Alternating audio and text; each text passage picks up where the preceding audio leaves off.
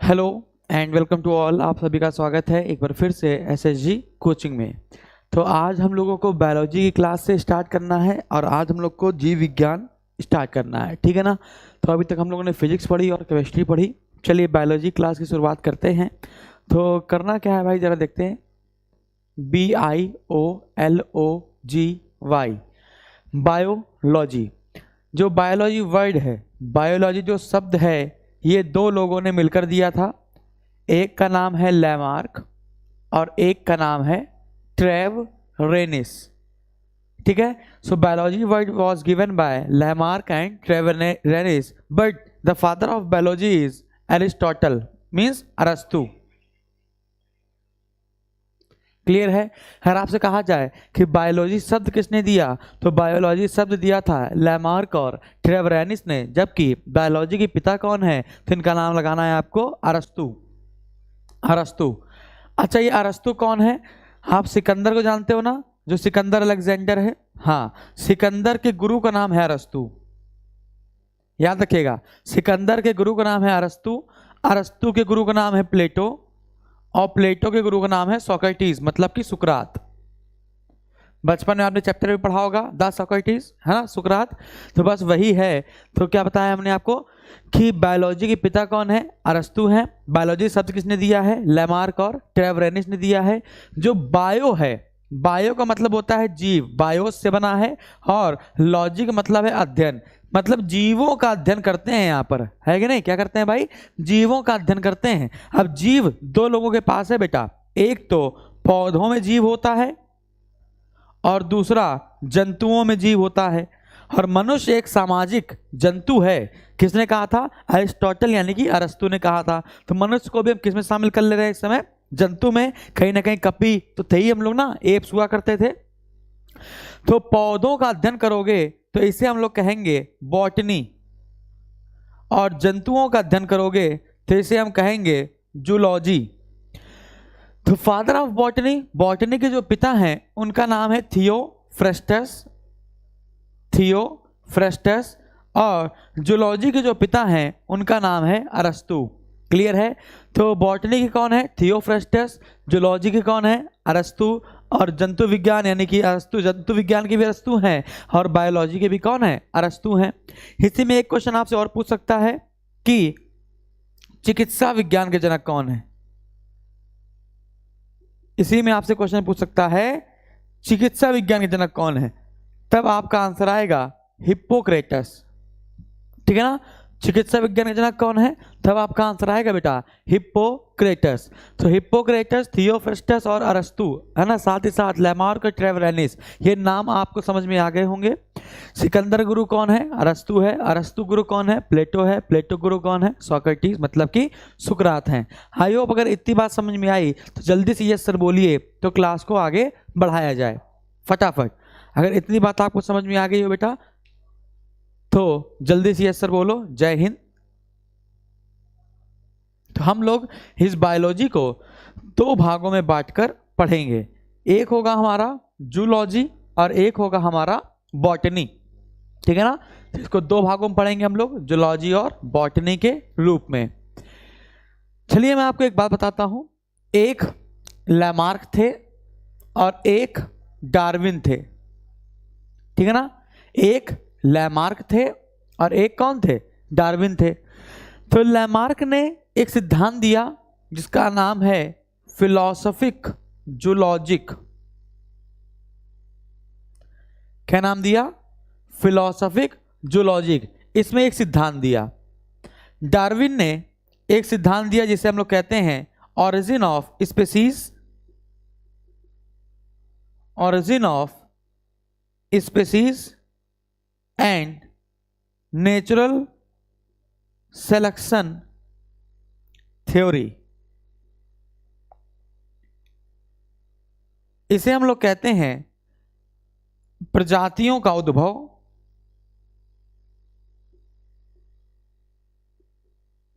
और प्रकृति का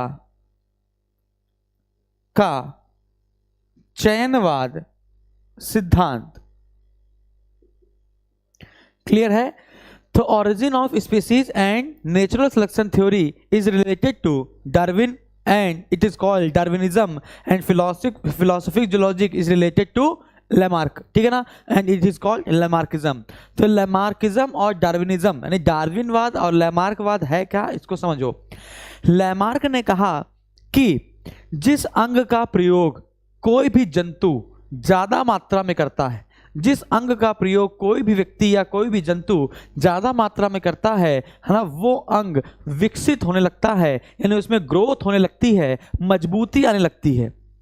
और जिस अंग का प्रयोग वह धीमे धीमे बंद कर देता है, वो धीरे धीरे कमजोर होता है ना, और धीमे धीमे गायब होने की कगार पे चला जाता है। और अगली 2-3 पीढ़ियों में अगर इसका उस अंग का यूज ना किया जाए तो वो अंग भी गायब पूरी तरीके से हो जाएगा। तो मनुष्य जिस अंगों का प्रयोग करता है वो अंग बढ़ता है, वृद्धि करता है। जिस अंग का प्रयोग नहीं करता वह धीमे धीमे अंग गायब हो जाता है। और ऐसे अंगों को कहते हैं वेस्टिजियल ऑर्गन, मींस अवशेषी अंग। क्लियर है। तो लेमार्किज्म से हमको प्राप्त हुआ एक नई बात कि अवशेषी अंग, वेस्टिजियल ऑर्गन क्या होते हैं, है ना, वह अंग जिनका मनुष्य वर्तमान में प्रयोग नहीं कर रहा है और धीमे धीमे ये अंग क्या हो जाएंगे, आगे चलकर गायब हो जाएंगे, उन्हें हम क्या कहते हैं, अवशेषी अंग। जैसे हम कहते हैं मनुष्य की अकल डाढ़, जिसे हम लोग कहते हैं अकल का दांत, जैसे मनुष्य की पुच्छ, जैसे कह दिया जाए कि अपेंडिक्स, वर्मीफॉर्म अपेंडिक्स, ठीक है ना, अकल दांत हो गया, मनुष्य की पूंछ हो गई, वर्मीफॉर्म अपेंडिक्स हो गए, बाल हो गए। बात समझ आ रही। तो ये सभी क्या है बेटा, तो ये सभी आपके ये जो कर्ण पल्लव पेशियां हो गई, जैसे ये जो कान खड़े हुए हैं, है ना, तो कर्ण पल्लव पेशियां हो गई, ठीक है ना। तो ये सभी क्या है बेटा, अवशेषी अंग है। मतलब धीमे धीमे आगे समय में क्या होंगे, ये गायब हो जाएंगी। मतलब अगर आप कान को ये कर्ण पल्लव पेशी अगर हिलाना शुरू कर देंगे, है ना, तो ये आगे समय में रहेंगी, वरना आगे चलकर ये भी क्या हो जाएंगी, गायब हो जाएंगी। तो ये क्या होता है, अवशेषी अंग। इसके आधार पर इन्होंने 2 फिनोमेने दिए हैं। एक दिया है जिराफ को लेकर और एक दिया है रेगिस्तानी पौधों की जड़ों को लेकर। रेगिस्तानी पौधों की जड़ों को लेकर इन्होंने क्या बताया, लेमार्क ने क्या बताया। लेमार्क ने बताया कि जो जिराफ थे, जिराफ की गर्दन पहले छोटी हुआ करती थी। उन्होंने क्या करा, छोटे छोटे पौधों को खाना शुरू किया। फिर क्या हुआ, पौधे बढ़ना शुरू हो गए। तो जिराफ तो बढ़ नहीं रहा था, तो जिराफ ने अपनी गर्दन उठाना शुरू कर दी। जिराफ ने धीमे धीमे गर्दन उठाना शुरू कर दी और सब गर्दन उठा के खाने लगे। तो एक समय ऐसा आया कि सभी जिराफ की गर्दन क्या हो गई, लंबी हो गई, पीढ़ी दर पीढ़ी। रेगिस्तानी पौधों की जड़ें जल की तलाश में लंबी हो गई। जहां जल नहीं मिल रहा था तो और बढ़ती थी और बढ़ती थी और बढ़ती थी और बढ़ती थी, इसलिए रेगिस्तानी पौधों की जड़ें क्या हो गई, लंबी हो गई। ये सब कौन बता रहा है, लेमार्क बता रहे हैं। तो डार्विन क्या बताते हैं, डार्विन कहते हैं ऐसा कुछ नहीं है। जितने भी प्रजातियां इस समय जिंदा हैं या बची हुई हैं, है ना, उनमें बस एक ही सिद्धांत काम करता है, जिसे हम लोग कहते हैं प्रकृति का चयनवाद सिद्धांत। मतलब प्रकृति जिसको जीवित रखना चाहेगी वो वस्तु जीवित रहेगी या वो जंतु जीवित रहेगा, और प्रकृति जिसको जीवित रखना नहीं चाहेगी उसको मार देगी। डार्विन ने कहा 2 प्रकार के जिराफ हुआ करते थे, एक थे लंबी गर्दन वाले और एक थे छोटी गर्दन वाले। तो प्रकृति ने लंबी गर्दन वाले जिराफों को जीवित रखना चाहा और छोटी गर्दन वाले जिराफों को मारना चाहा, इसलिए पौधों की लंबाई बढ़ा दी। वरना पौधे भी पहले छोटे छोटे हुआ करते थे तो जिराफ उनको खा लेते थे। पौधे बढ़े तो जिराफ की गर्दन बढ़ गई, ठीक है ना। और ये प्रकृति पर ही डिपेंड करता है।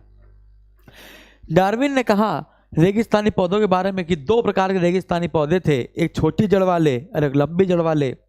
तो छोटी जड़ वाले पौधों को प्रकृति ने नष्ट करना चाहा, इसलिए पानी की दूरी बढ़ा दी। तो लंबी जड़ वाले सिर्फ पानी पी पाए और छोटी जड़ वाले पानी नहीं पी पाए, इसलिए सिर्फ लंबी जड़ वाले पौधे बचे।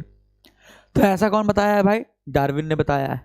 तो डार्विन ने क्या बताया और लेमार्क ने क्या बताया, दोनों में आपको अंतर समझ में आया, और अवशेषी अंग है ना, वेस्टिजियल ऑर्गन के बारे में किसने बताया, तो ये भी आपको बात समझ में आई। ठीक है, तो फटाफट यस सर बोल दो बेटा, वेरी गुड आफ्टरनून। तो फटाफट यस सर बोल दो, अगर समझ में आ गया हो तो फटाफट यस सर बोल दो। क्लास अपने टाइम पर ही स्टार्ट होती है, कुछ 5 मिनट 4 मिनट के आसपास अगर लेट हो जाए तो उसकी बात नहीं बता सकते हम, लेकिन टाइम पर ही स्टार्ट करते हैं। चलिए आगे बढ़ते हैं।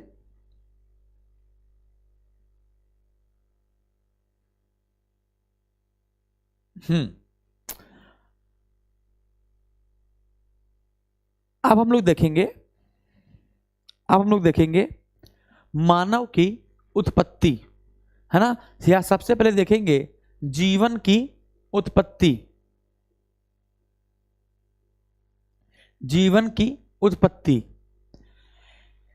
उत्पत्ति में मैं आपको एक महोदय हैं जिनका नाम है AI ओपेरिन, ठीक है ना, उनकी किताब थी ऑरिजिन ऑफ लाइफ।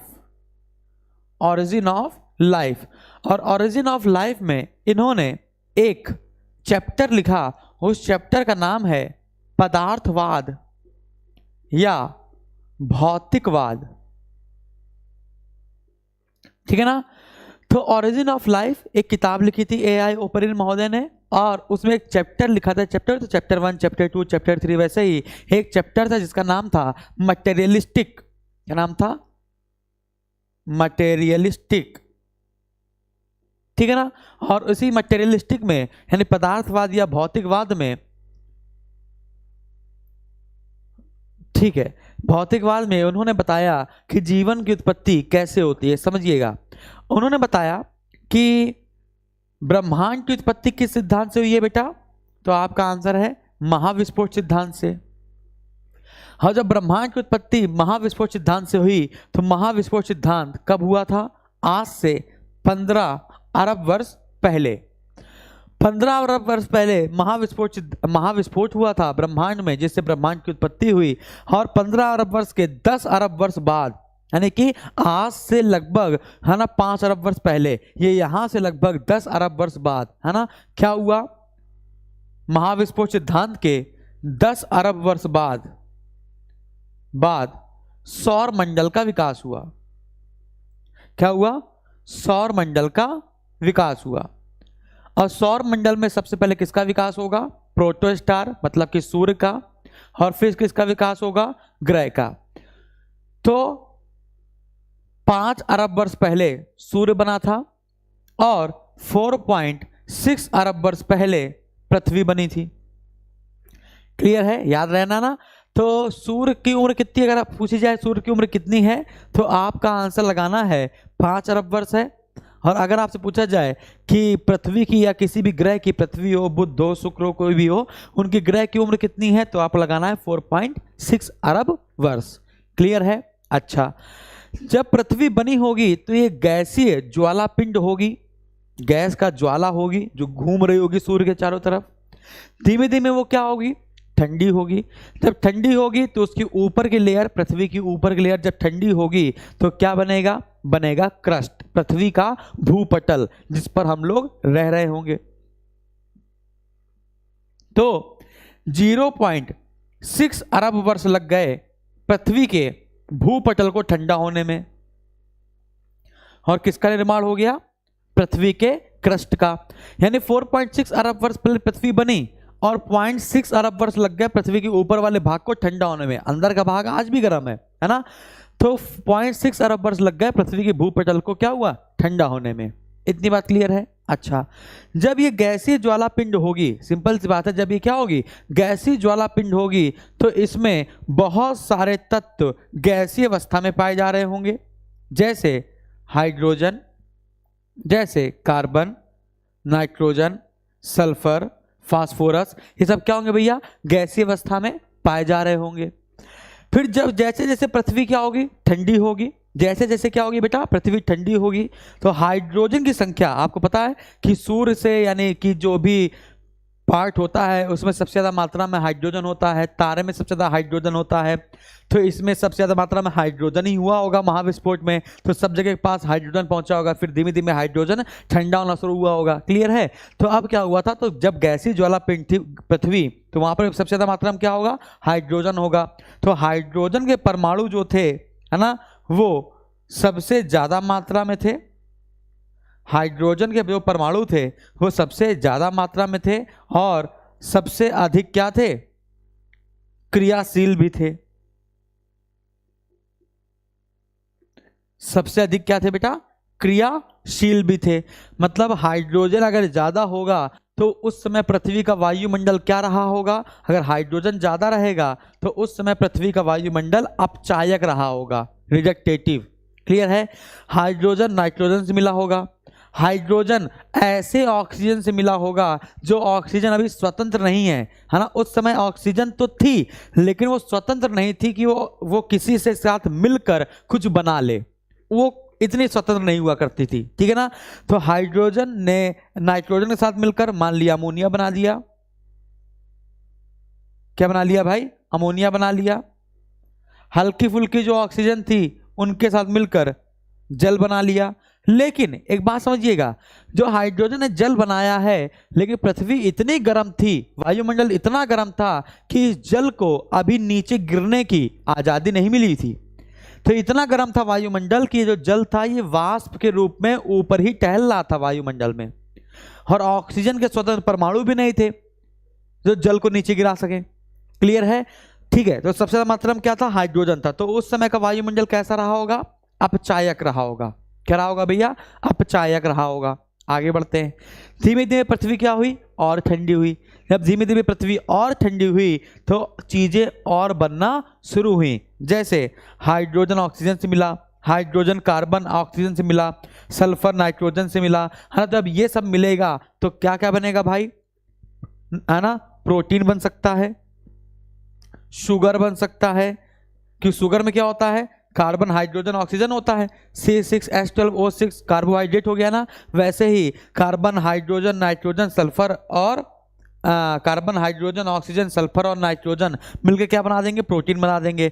तो प्रोटीन बना, शुगर बना, अमीनो अम्ल बने यानी कि एमिनो एसिड बने, मंड बना, सेल्यूलोज बना, सेल्यूलोज बना, न्यूक्लिक अम्ल बना। ठीक है ना। तो जब ये जैसे जैसे टेम्परेचर कम हो रहा था वैसे वैसे ये सब आपस में क्रिया करके ये सब चीजें बनाना शुरू कर दिए थे। अब आप सोच रहे होंगे सर इनको बनने के लिए ऊर्जा कहाँ से मिल रही है। अरे भैया ऊर्जा, अभी पृथ्वी तो गैसीय ज्वाला पिंड है ना, और अभी इसमें बहुत ज्यादा मात्रा में इस ग्रह से कॉस्मिक रेज, है ना, और अल्ट्रावायलेट रेज निकल रही थी। तो यूवी रेज और कॉस्मिक रेज से, ठीक है ना, इन पदार्थों को आपस में क्रिया करने की अनुमति मिल रही थी, उनको वहां से ऊर्जा मिल रही थी। अब आपको पता है किसी भी सजीव वस्तु में, किसी भी सजीव वस्तु में इंपॉर्टेंट क्या होता है कि जब न्यूक्लिक अम्ल और प्रोटीन को मिला दिया जाए तो क्या बन जाता है, न्यूक्लियो प्रोटीन। क्या बन जाता है, न्यूक्लियो प्रोटीन। और अगर न्यूक्लियो प्रोटीन बन गया तो सिंपल सी बात है ये क्या हो गया भाई, सजीव हो गया। तो यहाँ पर न्यूक्लिक अम्ल बन गया, अमीनो अम्ल बन गया, प्रोटीन बन गया, शुगर बन गया, है ना, इन्हीं सब के मिलने से। क्लियर है। लेकिन अभी ऑक्सीजन के स्वतंत्र परमाणु नहीं मिले हैं बेटा, ठीक है ना। अब क्या हुआ, न्यूक्लियो प्रोटीन बन गया, धीमे से इनके ऊपर क्या चढ़ गई, एक मेम्ब्रेन चढ़ गई, ठीक है ना। और जब मेम्ब्रेन चढ़ गई तो ये कहां पर हुआ, ये सारा काम जल के अंदर हुआ। ये सारा काम किसके अंदर हुआ, जल के अंदर हुआ। क्लियर है। ये सारा काम किसके अंदर हुआ, जल के अंदर हुआ, क्योंकि जब पृथ्वी और ठंडी हुई तो कुछ पानी समुद्र के रूप में नीचे गिरा होगा, है ना। और जो पहले समुद्र कहलाते हैं वो होता है, पहले पूरे महाद्वीप एक साइड में थे और महासागर एक साइड में हुआ करता था। कुछ इस प्रकार से था, जैसे ये पृथ्वी है, ये क्या हो जाएगा, महाद्वीप हो जाएगा, और ये क्या हो जाएगा, महासागर हो जाएगा।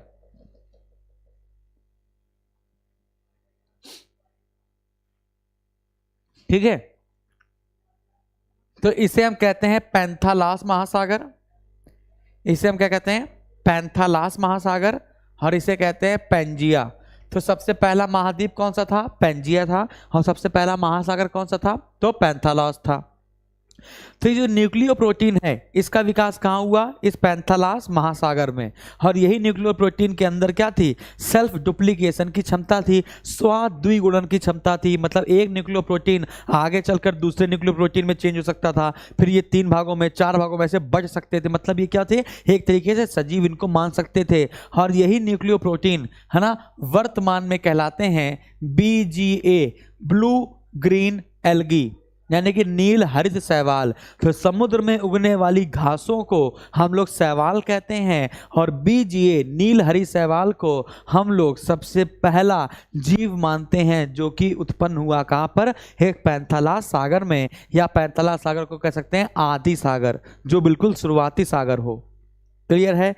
तो इतनी बात समझ में आई। अब जब BGA उत्पन्न हुई तो BGA ने क्या किया? प्रकाश संश्लेषण की क्रिया शुरू कर दी। प्रकाश संश्लेषण की जब क्रिया शुरू कर दी तो क्या विमुक्त हुई बेटा? ऑक्सीजन विमुक्त हुई, है ना। जब प्रकाश संश्लेषण क्रिया हुई तो इन लोगों ने क्या छोड़ी? ऑक्सीजन छोड़ी। जब इन्होंने ऑक्सीजन छोड़ी तब जाके वायुमंडल में ऑक्सीजन के स्वतंत्र परमाणु उत्पन्न हुए। और जब ऑक्सीजन के स्वतंत्र परमाणु उत्पन्न हुए तो धीमे धीमे इन सारे ऑक्सीजन ने मिलकर हाइड्रोजन के साथ मिलकर जल बना लिया, पृथ्वी पर गिर पड़े और पृथ्वी पर रहने लगे। और धीमे धीमे हाइड्रोजन खत्म होने लगा। वर्तमान में तो हाइड्रोजन बहुत कम है, 0.00001% है कि नहीं। तो अब हाइड्रोजन खत्म होने लगा और ऑक्सीजन बढ़ने लगी, और हमारा जो वायुमंडल है वो अपचायक से क्या बन गया? ऑक्सीकारक बन गया। ठीक है ना।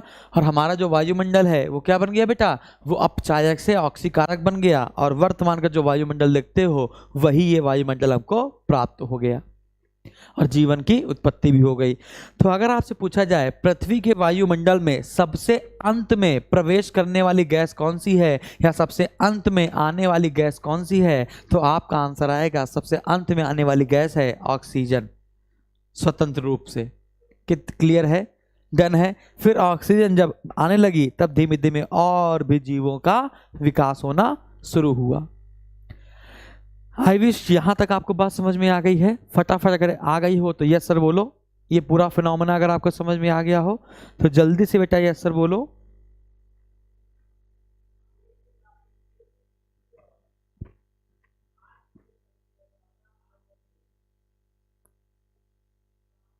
ओके, सबका यस सर आ रहा है। ठीक है, रफ कर दें इसको। तो आज आप लोग को पता चला जीवन की उत्पत्ति कैसे हुई थी, कहां हुई थी, और वायुमंडल अपचायक से उपचायक या ऑक्सीकारक कैसे बना था।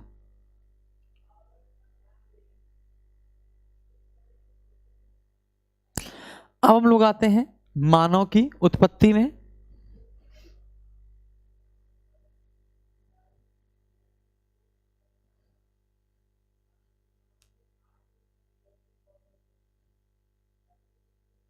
ओके, यस सर, सबका आ रहा है।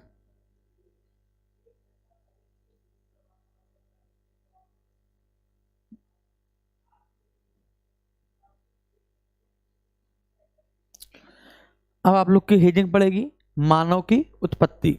ठीक है ना। क्या हेडिंग पड़ेगी भाई? मानव की उत्पत्ति।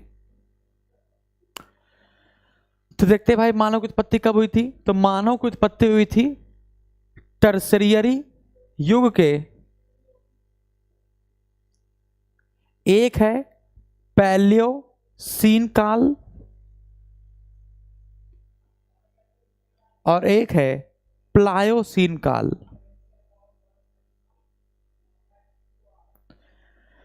तो तीसरे युग के या तीसरे कल्प के पैलियोसीन काल में स्तनधारियों का उद्भव हुआ था।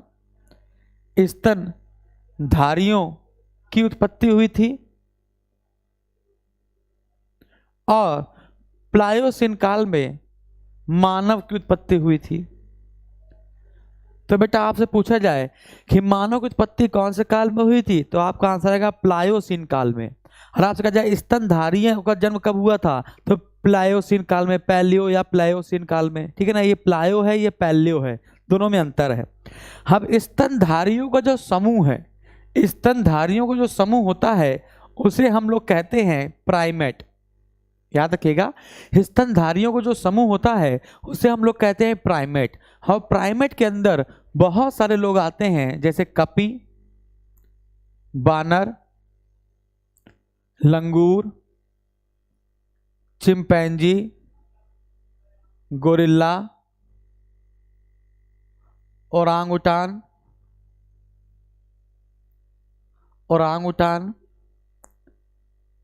छुछुंदर। समझ में आ गया? तो ये सभी किस में आते हैं बेटा? प्राइमेट में आते हैं। ये सारे के सारे किस में आते हैं बेटा? प्राइमेट में आते हैं। अब आते हैं कपी में। तो आपको बताना है सबसे पहला वो कपी है ना, जो अपनी रीढ़ की हड्डी के बल खड़ा होना शुरू करने वाला था, या अपने हाथों का प्रयोग है ना अच्छी तरीके से करने वाला होता था, तो उसे हम लोग कहते थे रामापिथेकस। क्या कहते थे भैया? रामापिथेकस। तो सबसे पहला कवि हम मानते हैं मनुष्यों का, क्या? रामापिथेकस। अब ये रामापिथेकस कहाँ रहता था? तो अफ्रीका के उष्णकटिबंधीय क्षेत्रों में रहते थे। कहाँ रहते थे भाई? ये अफ्रीका के उष्णकटिबंधीय क्षेत्रों में रहा करते थे। कौन बेटा? रामापिथेकस। फिर कुछ रामापिथेकस कपियों ने क्या किया? कुछ कपि तो मैदानी भागों में निकल आए और कुछ जंगलों में ही रहने लगे। तो जो मैदानी भागों में निकल आए उसको हमने कहा ऑस्ट्रेलोपिथेकस, और जो जंगलों में रहने लगे उसे हमने कहा शिवापिथेकस।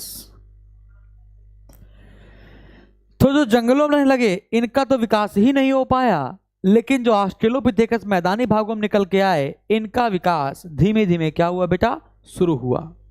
अब ऑस्ट्रेलोपिथेकस का जो धीमे धीमे विकास शुरू हुआ वो किस क्रम से शुरू हुआ ये आप लोगों को बताना है। फटाफट बताइए, ऑस्ट्रेलोपिथेकस के बाद कौन सा क्या आएगा? फटाफट बताओ, देखते हैं कौन बता पाएगा। ऑस्ट्रेलोपिथेकस के बाद फटाफट जल्दी से मैं बताऊं आपको।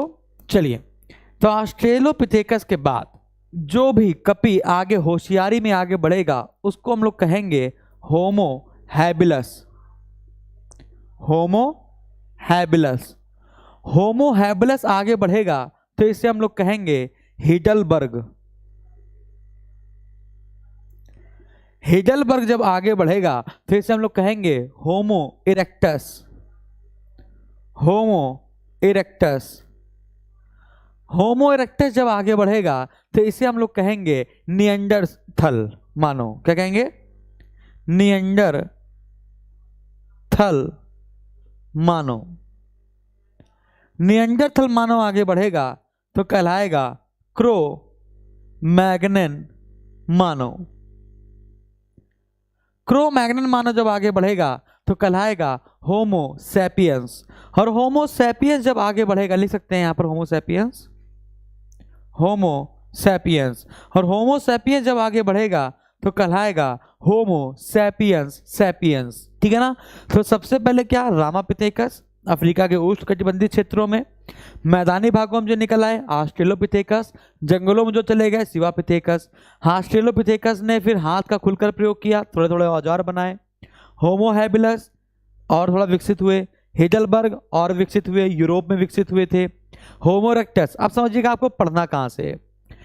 वो मनुष्य जो दो पैरों पे खड़ा हो गया, वो मनुष्य जो दो पैरों पे खड़ा हो गया था वो उसे कहते हैं होमो इरेक्टस। और होमो इरेक्टस के दो प्रकार के मानव जन्म लेते हैं, एक होता है जावा मानव और एक होता है पीकिंग मानव। तो जो जावा मानव होता है वो इंडोनेशिया के जावा द्वीप के सेलो नदी के किनारे टिनिल ग्राम में इसका अवशेष पाया गया था। नरभक्षी थे, आग की खोज की कर ली थी, है ना। और इनको हम लोग पिकैंथ्रोपस के नाम से भी जानते थे। पिकैंथ्रोपस इरेक्टस के नाम से जानते थे जावा मानव को। पीकिंग मानव चीन के बीजिंग में पैदा हुए थे, उनको हम लोग सिनेंथ्रोपस इरेक्टस कहते हैं। वो भी नरभक्षी थे, हाथ का ज्यादा प्रयोग करते थे, जावा मानव से भी ज्यादा शक्तिशाली हुआ करते थे। ठीक है ना, दिमाग थोड़ा सा ज्यादा विकसित हो गया था, आग का प्रयोग जावा मानव की तुलना में ज्यादा करते थे। चाइना यानी पीकिंग मानव लोग। निएंडरथल मानव का विकास जर्मनी की निएंडर नदी घाटी के पास हुआ था, गुफाओं में रहते थे।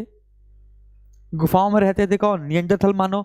और ये मानव की संस्कृति के सूचक हैं या मानव संस्कृति के विकास के सूचक है। क्यों?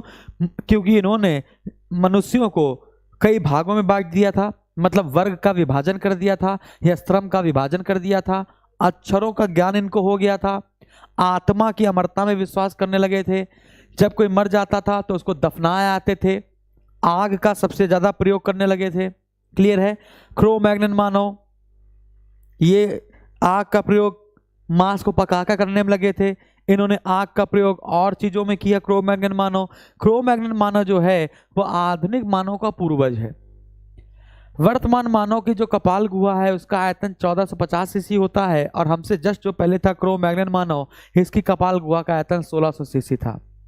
मतलब इन सब के जो खोपड़ी का आयतन था पहले बड़ा बड़ा हुआ करता था, अब क्या हुआ? खोपड़ी का आयतन छोटा होता चला जा रहा है। तो वर्तमान के मनुष्य के जैव वैज्ञानिक नाम क्या है? होमो सैपियंस सैपियंस है। और होमो सैपियंस सैपियंस के बाद अगला जो मनुष्य होगा वो कौन होगा? होमो फ्यूचरिस होगा। तो जो भविष्य का मानव के फिनोमेना है वो किस नाम से जानेंगे बेटा? होमो फ्यूचरिस के नाम से जानेंगे।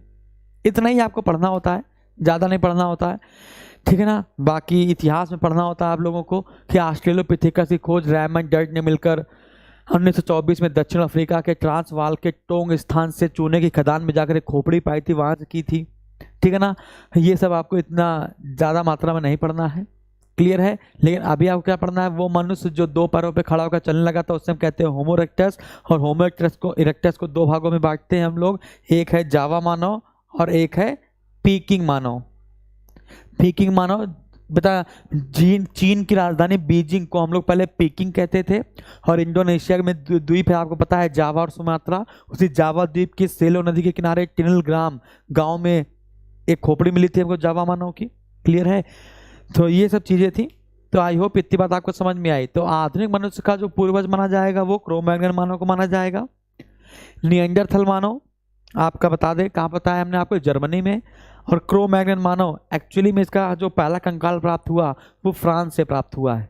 कहाँ से बेटा? क्रो मैग्नन मानव का फ्रांस से, ठीक है ना, क्लियर है।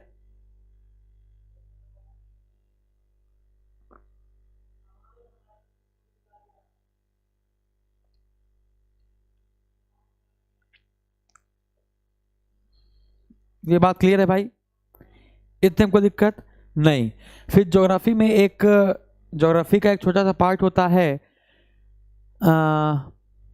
भूगर्भिक विज्ञान, ठीक है ना। तो भूगर्भिक विज्ञान में हम लोग पृथ्वी की गर्भावस्था, मतलब पृथ्वी के आदि काल से लेकर अनंत काल तक के चरणों पर बात करते हैं कि कब कौन पैदा हुआ होगा, कछुआ कब पैदा हुआ होगा, सांप कब पैदा हुआ होगा, मनुष्य कब पैदा हुआ होगा, ये सब चीजें, ठीक है। चलिए, तो ये हम लोगों ने आज पढ़ा मानव की उत्पत्ति। तो जीवन की उत्पत्ति पढ़ी हम लोगों ने और मानव की उत्पत्ति पढ़ी बायोलॉजी में, क्लियर है।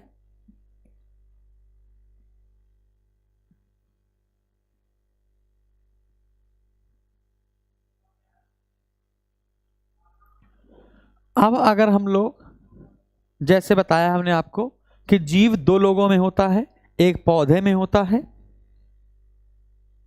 और एक किस में होता है बेटा?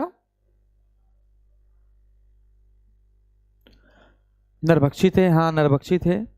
सबसे पहले कौन आया था? तो सबसे पहले हम लोग रामापिथेकस को मानते हैं बेटा। एडम ईव की अपनी कहानी है, मनु स्मृति में मनु की अपनी कहानी है ना। अभी तो लोग बायोलॉजी के टर्म से देख रहे हैं, क्लियर है। तो बायोलॉजी मतलब क्या होता है? जीव। जीव मतलब क्या? सजीव, है ना। अब जो सजीव है तो इस सजीवों की सबसे छोटी इकाई क्या होती है? इस सजीव की सबसे छोटी इकाई क्या होती है जिससे मिलकर यह सजीव बना है? तो सजीव की सबसे छोटी इकाई होती है कोशिका। क्या होती है भाई? कोशिका, जैसे हम लोग कहते हैं सेल। जो ये सेल है ये पौधों में भी पाई जाएगी और ये जंतुओं में भी पाई जाएगी, क्लियर है। तो आज के लिए इतना काफी है। हम लोगों ने लैमार्किज्म देखा, डार्विनिज्म देखा, है ना, और बायोलॉजी के पिता, बॉटनी के पिता, जूलॉजी के पिता, चिकित्सा विज्ञान के पिता, इन सब पर चर्चा करी। तो अब जो कल का हमारा टॉपिक होगा वो क्या होगा भाई? सेल। तो कल हम लोग सेल पढ़ना शुरू करेंगे। सेल के कम से कम कुछ नहीं तो 1, 2, 3 पार्ट आएंगे, 3 हो सकता है 4 पार्ट आ जाएं, ठीक है ना। तो सेल बहुत बड़ा चैप्टर है। इसी सेल में मैं आपको पहले तो पौधों की सेल, जंतु की सेल में बता दूंगा। इसके बाद है ना यहीं पर हम लोग पोषण के 3 पॉइंट, कार्बोहाइड्रेट, कार्बोहाइड्रेट, अब भैया देखो कोशिका को चलने के लिए ऊर्जा की आवश्यकता तो होगी ग्लूकोज की, है ना। तो यहीं पर मैं आपको कार्बोहाइड्रेट बता दूंगा, वसा बता दूंगा और प्रोटीन बता दूंगा, ठीक है ना। तो जो आपका पोषण में कार्बोहाइड्रेट, वसा और प्रोटीन है वो आपका हम सेल में ही पूरी तरीके से कंप्लीट करा देंगे, ठीक है ना। चलिए मिलते हैं कल इसी टाइम पर, ठीक है। और टॉपिक का नाम होगा कोशिका या सेल।